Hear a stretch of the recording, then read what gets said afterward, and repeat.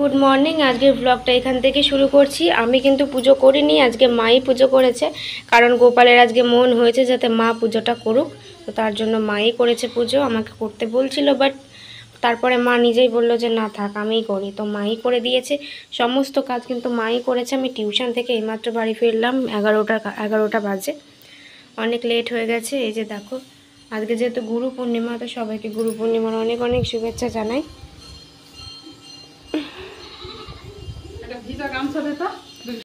So বন্ধুরা, কী কী item হয়েছে দেখে নাও। ঠাকুরের জন্য কিন্তু বেশি কিছু আইটেম করা হয়নি। খিচুড়ি হয়েছে, ঝিঙে দিয়ে একটা তরকারি হয়েছে, ঝিঙের তরকারি, তারপরে পটল ভাজা, বেগুন ভাজা, আর হচ্ছে ওইটা বরবটি ভাজা, আর পাঁপড় ভাজা। এই আইটেম কটাই হয়েছিল। মাকে বলেছিলাম যে মা পায়েসটা করলে বেশি ভালো হতো, তো দুধ পাওয়া যায় না। মা বললো পায়েস তো মাঝে মধ্যে দেওয়া হয়, তো আজকে এগুলোই হোক। তো যেরকম পেরেছে মা সেরকম করেছে।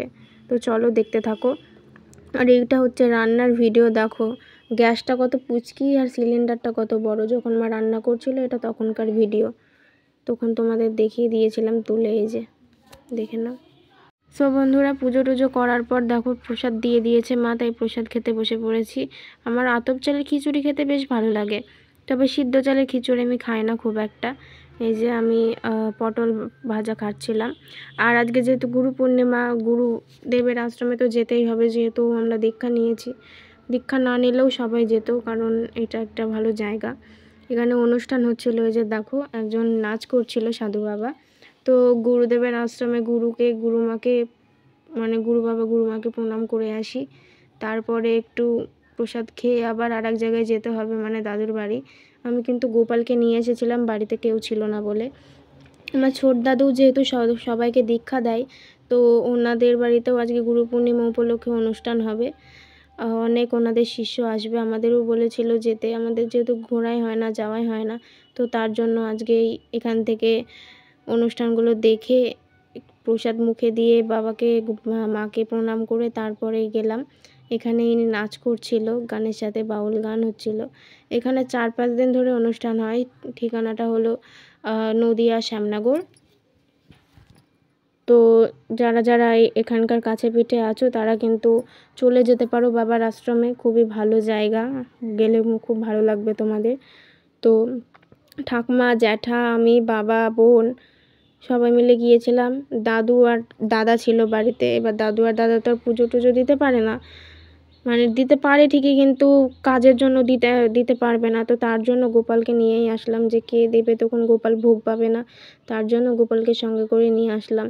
আর কত ভিড় দেখেছো, চারিদিকে মানুষের ছড়াছড়ি, মানে জায়গাটাকে সবাই প্রচণ্ড ভালোবাসে। আর আমিও মাঝে মধ্যেই শ্যামনগর আসি, দেখা করি গুরু বাবার সাথে, তারপরে কথা বলি। শরীর খারাপ থাকলে ওষুধও নিয়ে যাই। আসলে গুরু বাবার ওষুধ আমার খুব ধরে। হোমিওপ্যাথি হলেও আমার হোমিওপ্যাথিতেও ধরে যায়। অন্যান্য হোমিওপ্যাথি কিন্তু মানে ধরতে চায় না, অনেক লেট হয়। বাট এই বাবার আশ্রমের হোমিওপ্যাথি ওষুধ আমার তাড়াতাড়ি লেগে যায়, খুব ভালো, মানে অসুস্থতা সেরে যায়।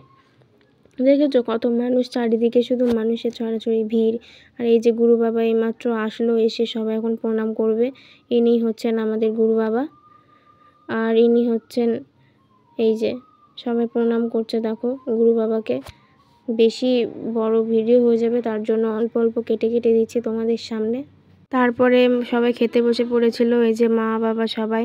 আর কি জ্বালা জানো, খেতে বসে অর্ধেক খাবার না হতেই কিন্তু ঝমঝম করে বৃষ্টি লেগে গেছিলো। আমি বসিনি, কারণ আমার খিদে ছিল না। তো মা বলছিল যে একটুখানি প্রসাদ মুখে দিতে হয়, যেহেতু গুরু বাবার আদেশ, তো একটুখানি মুখে দিয়েছিলাম। সো দেখতে দেখতে কিন্তু দাদুর বাড়িও চলে এসেছে। দাদুর বাড়িও মানুষের ভিড়। তো এই যে আমার দাদু বসে আছে, এই যে বুড়ি বার করে। দাদুকে বলছিলাম বুড়িটা ঢাকো। আসলে দাদু হাঁপিয়ে গেছে সারাদিন শিষ্যদের কাছে মিষ্টি খেয়ে খেয়ে গরমের মধ্যে। এইখানেও কিন্তু কীর্তন হচ্ছিল, প্রচণ্ড মানুষজন আর প্রচণ্ড সাউন্ড। কালকে ভিডিও দিতে পারিনি কারণ কালকে অনেক জার্নি করেছি, এবারই ওবারই গেছি। আর অত মানুষের মধ্যে তো ভিডিও দিতে পারবো না, তার জন্য দেওয়া হয়নি বন্ধুরা, তো সরি অনেক। এখানে দেখো আমার ঠাকুমার দাদুকে ওনাদের শিষ্যরা সবাই মালা পরাচ্ছেন, মিষ্টি মুখ করাচ্ছেন। আর আমার না এটা দেখে খুব রাগ হচ্ছিলো যে সামনেখানে এই মেয়েটা দাঁড়িয়েছিল। আমি বললাম একটু সরুন না, ভিডিও করি, কিছুতেই সরছিল না। আচ্ছা কাকিমা, আপনি যদি ভিডিওটা দেখে থাকেন তো রাগ করবেন না, হ্যাঁ, কারণ মানুষকে একটু সুযোগ দিতে হয় ভিডিও করার। যাই হোক, আমি একটু বললাম, তাতে আপনি রাগলেন কি না রাগলেন বুঝতে পারছি না। যদি দেখে থাকেন তো আমার তরফ থেকে সরি। আসলে একটু সরে যাওয়াটা ভালো ছিল, ক্যামেরার সামনে আপনি বারবার চলে আসছিলেন। তো দেখো, আসলে সবাই প্রচণ্ড মিষ্টি খাচ্ছিলো দাদুকে, আর দাদু মিষ্টি খেতে খেতে হাঁপিয়ে গেছিলো। তার জন্য দাদু আর ঠাকুমা দুজনেই মিষ্টি খেতে চাইছিল না, কারণ সারা দিন মিষ্টি খাচ্ছে। আর তার উপর দাদু আবার অসুস্থ, মিষ্টি খেলে আরও অসুস্থ হয়ে যাবে, তার জন্য মিষ্টি বেশি খাওয়ানো হয়নি দাদুকে। সো বন্ধুরা দেখতে থাকো। হ্যাঁ হ্যাঁ, মহাদেব অ্যান্ড রাধে রাধে। আজকের ভিডিওটা কিন্তু এই পর্যন্তই ছিল। আর আজকে কিন্তু সোমবার, শ্রাবণ মাসের প্রথম সোমবারও পড়ে গেছে। তো আজকের ভিডিওটা আর আজকে দিচ্ছি না, আগামীকাল দেবো, কারণ একটু ওলটপালট হয়ে গেছে। সোমবারের ভিডিওটা সোমবারে তোমাদেরকে দিতে পারলাম না, তো কি আর করার। আজকে তো আমি অন্ন খেতে পারবো না, ফল নয়তো ময়দা খেতে হবে। আর আমার কিন্তু স্নান কাজ সব হয়ে গেছে, বাবা শুধু বাজার থেকে ফল এনে দিলে আমি পুজো করতে বসে পড়বো। তো চলো বন্ধুরা, আজকে ভিডিওটা এই পর্যন্তই ছিল।